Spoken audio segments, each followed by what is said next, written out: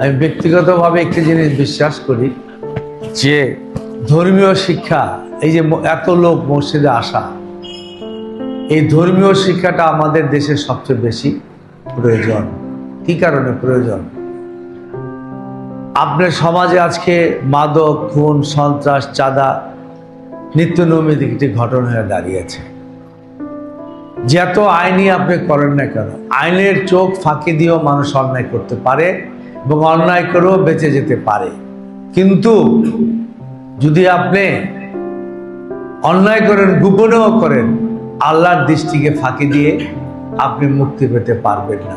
শেষ বিচারের দিন আপনার বিচারের সম্মুখীন হতে হবে। আপনি এই অন্যায়ের জন্য বিচার এবং শাস্তি পেতে হবে। এই জিনিসটা অত্যন্ত ছোট্ট একটি কথা, কিন্তু এটা আমাদের বিশ্বাস স্থাপন করতে হবে আমাদের সমাজের লোকের মধ্যে।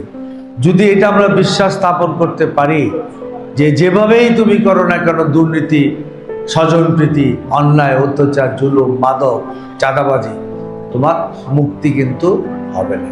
যেই সমাজ আপনি ছাড়বেন, ছাড়ার পর যদি আপনি দুশ্চিন্তায় থাকেন যে আপনার সন্তান ভালো সমাজের সাথে চলছে কিনা, এই জন্য খালি পরিবার এবং সমাজ সবকিছুর একটি পরিবর্তন করতে হবে। এই পরিবর্তনের জন্যই এই অভ্যুত্থান হয়েছে। মানুষের 1400 মানুষ জীবন দিয়েছে। আজকে উসমান সাদির মতো লোক, সেও মৃত্যুবরণ করেছে। তার এবং এই জুলাই অভ্যুত্থানে আন্দোলনে যারা জীবন দিয়েছে, আমার তাদের আত্মার মাত্রা কামনা করি। সত্যের পথে থেকে অন্যায়ের প্রতিবাদ করে এই ছেলেগুলি আজকে আমাদের সমাজে স্বাধীনভাবে চলার সুযোগ করে দিয়েছে।